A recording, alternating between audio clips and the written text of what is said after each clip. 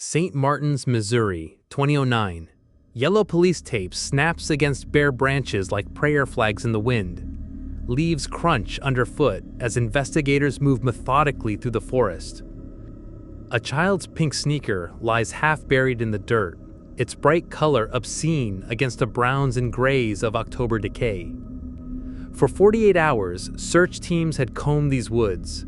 Volunteers from 3 counties, search dogs with their handlers, helicopters circling overhead like mechanical vultures, all looking for 9-year-old Elizabeth Olton, who had vanished while walking to a neighbor's house to play.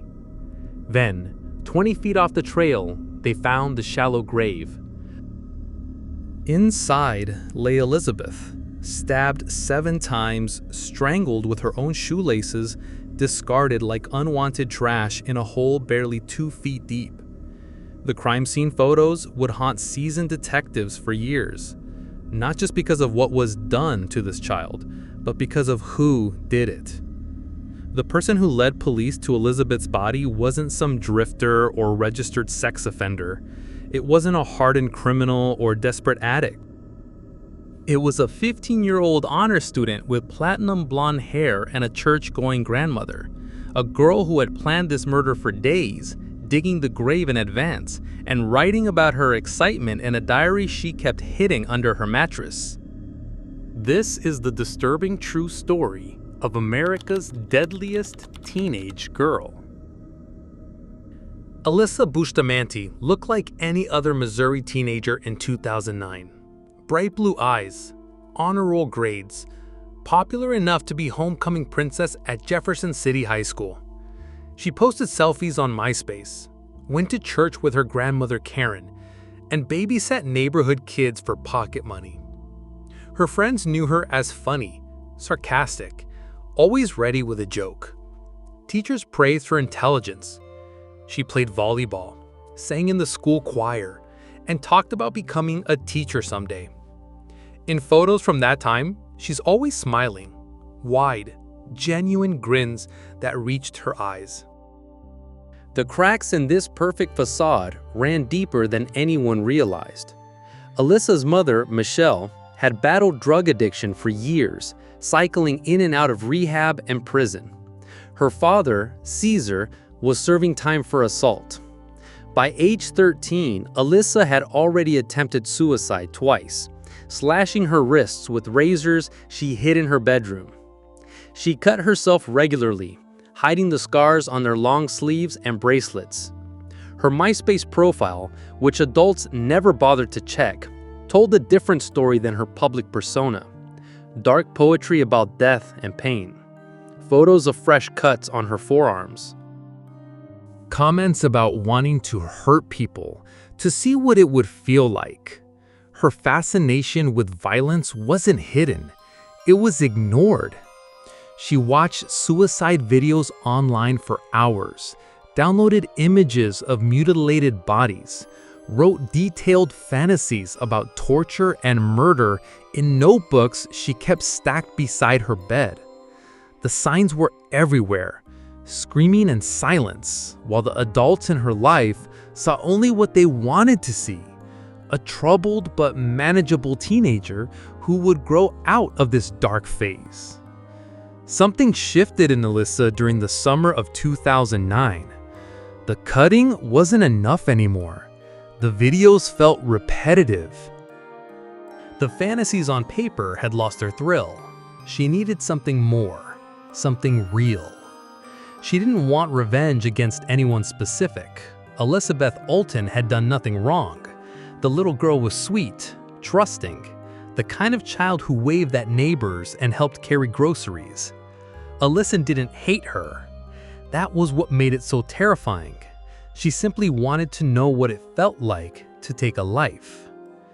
The planning began in early October. She studied the woods behind her grandmother's house, mapping trails and clearings like a military strategist. She researched murder methods online, comparing the effectiveness of different weapons.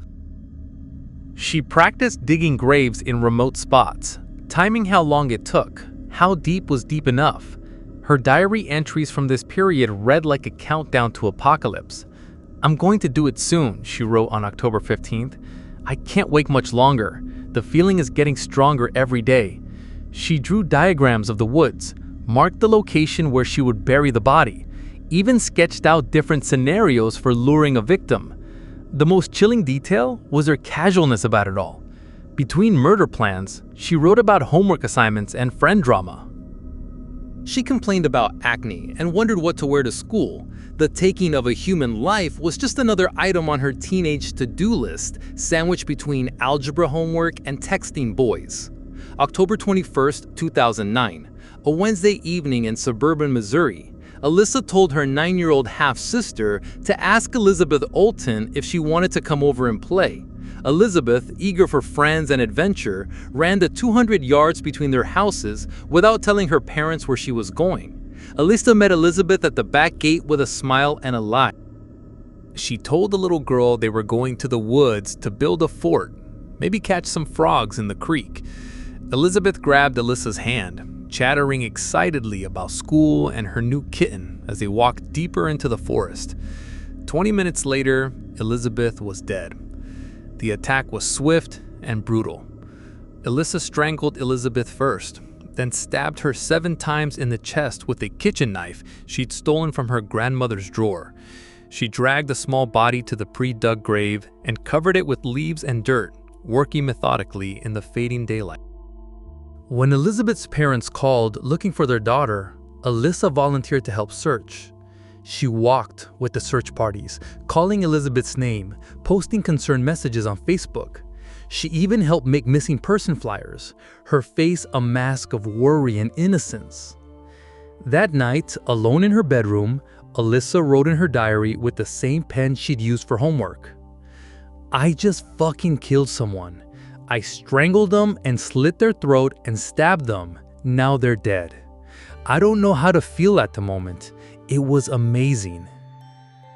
As soon as you get over the "oh my god, I can't do this" feeling, it's pretty enjoyable. I'm kinda nervous and shaky though right now. Okay, I gotta go to church now. LOL. Elizabeth's murder was never meant to be a one-time event. In Alyssa's twisted mind, it was a successful experiment that proved she was capable of the ultimate transgression. The rush she felt afterward, that combination of power, secrecy, and forbidden knowledge, was addictive. Within days of the killing, she was planning her next victim. Her diary revealed the growing appetite for violence, detailed fantasies about torturing children, and cold calculations about who would be easiest to lure away from safety. She had identified 3 other potential victims in the neighborhood, 2 young girls and a boy she occasionally babysat. Police would later discover that she had dug 2 additional graves in the woods, deeper and more carefully concealed than Elizabeth's shallow resting place. She had learned from her mistakes, refining her technique like any other skill. The graves were equipped with plastic tarps to prevent DNA evidence from leaching into the soil, and she had stashed changes of clothes nearby to avoid carrying blood back to the house. Her behavior at school became increasingly erratic, though no one connected the dots. She laughed at inappropriate times during discussions of violence in literature class. She volunteered to help with the school blood drive, fascinated by the sight of the red liquid flowing through tubes. Friends later remembered her asking strange questions. What did they think it would feel like to die? Had they ever wondered what human blood tasted like? The second murder was scheduled for Halloween night, when children would be out alone in the dark and screams could be dismissed as holiday fun. She had already chosen her victim, a 7-year-old boy from down the street who trusted her completely. Only her arrest prevented what could have become a killing spree that haunted an entire community. Alyssa's downfall came from the very thing that had driven her to kill: her need to capture and preserve the experience. The diary that contained her murder confession was hidden under her mattress, but not well enough to escape a determined search. Her story began falling apart almost immediately. When police questioned her about Elizabeth's disappearance, she claimed the little girl had never come over to play. When phone records showed Elizabeth's mother had called Alyssa's house looking for her daughter, Alyssa changed her story. Alyssa had come over, but left after just a few minutes to go home. The lies multiplied and contradicted each other. Security cameras at a nearby gas station showed Elizabeth walking toward Alyssa's house, but never walking back. Forensic analysis of Alyssa's computer revealed she had searched for how to get away with murder and best places to hide a body in the weeks before Elizabeth's disappearance. The physical evidence was damning. Elizabeth's blood was found on clothes in Alyssa's bedroom, clothes that had been hastily washed, but not well enough to eliminate all traces. DNA evidence linked Alyssa to the murder weapon and the crime scene. Most damaging of all were her own written words.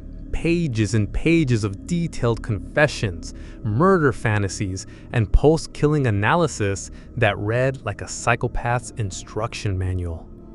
When confronted with the diary evidence, Alyssa's carefully constructed mask finally slipped. She stopped crying the fake tears she'd been shedding for Elizabeth's parents. Her voice became flat and emotionless as she described the murder in clinical detail, showing investigators where she had hidden the knife and how she had cleaned up the blood. The arrest of Alyssa Bustamante sent shockwaves through Missouri and across the nation. How could an honor student, a church-going teenager from a loving home, commit such an unthinkable act? The story dominated local news for weeks and attracted national attention from crime journalists and true crime enthusiasts. Law enforcement officials struggled to process what they were dealing with.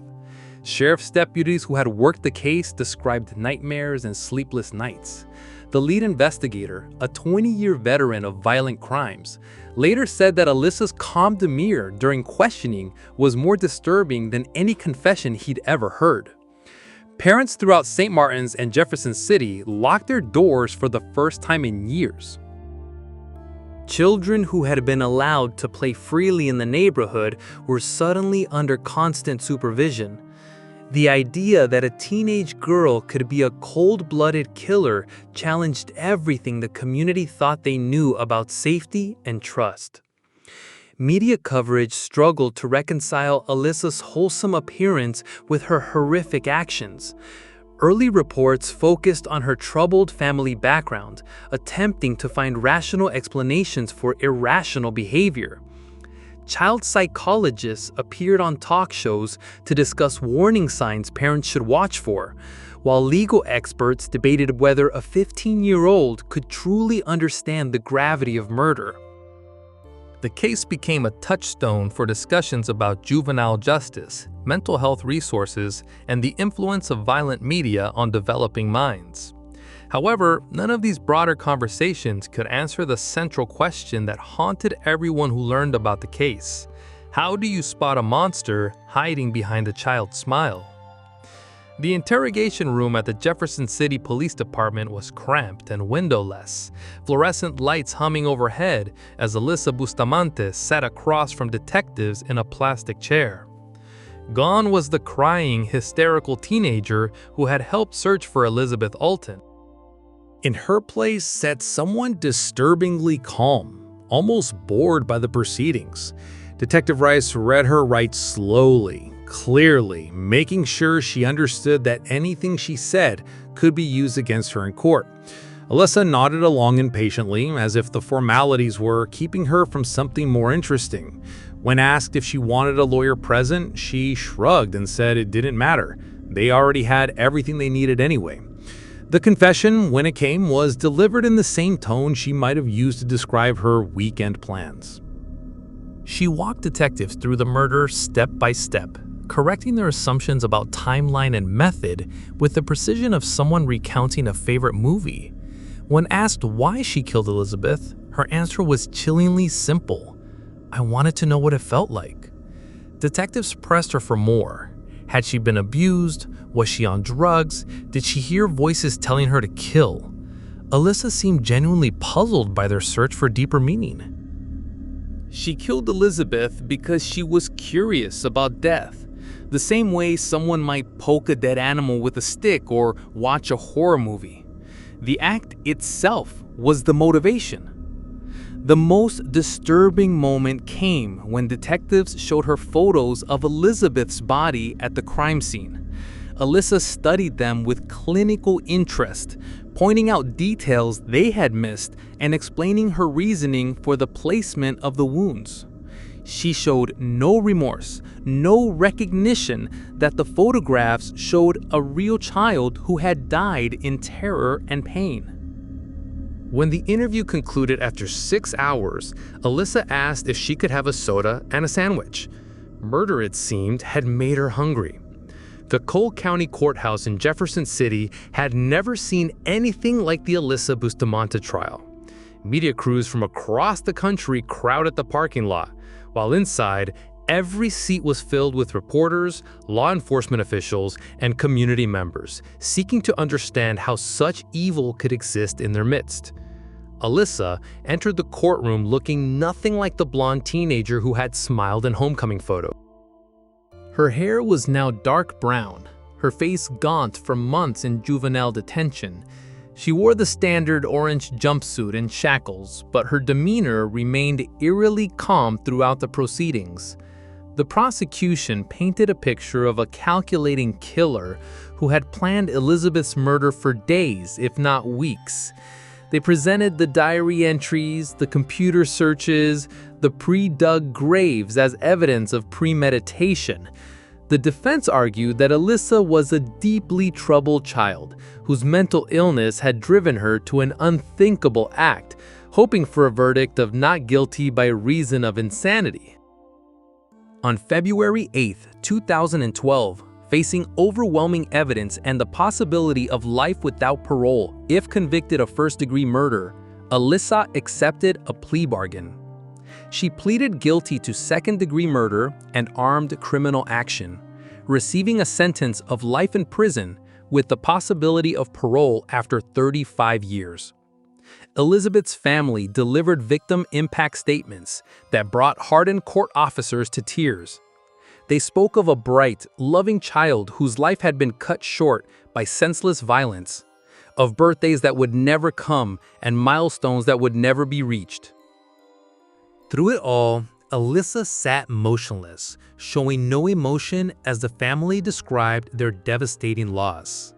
She will be eligible for parole in 2044 when she is 50 years old. The question that haunts law enforcement and the community is whether 3.5 decades in prison can rehabilitate someone who killed for no reason other than curiosity. In the end, Alyssa Bustamante represents our deepest fears about human nature, that beneath the surface of normalcy, behind the smile of the girl next door, can lurk something fundamentally broken and irredeemable. She didn't kill Elizabeth Olten because of abuse or neglect or mental illness, though she suffered from all three. She killed because she wanted to experience the ultimate transgression, to cross a line that separates the civilized from the savage. The case file on Alyssa Bustamante remains open, not because there are unsolved mysteries, but because investigators continue to wonder if Elizabeth was truly her first victim. Her diary contained references to earlier experiments that were never fully explained. Missing person reports from surrounding counties during the months before Elizabeth's murder remain under review, though no definitive connections have been established. What makes Alyssa's story so disturbing isn't just the brutality of Elizabeth's murder, but the casual way it was planned and executed. She killed a child with less emotion than most people feel when swatting a fly, then went home and did her homework.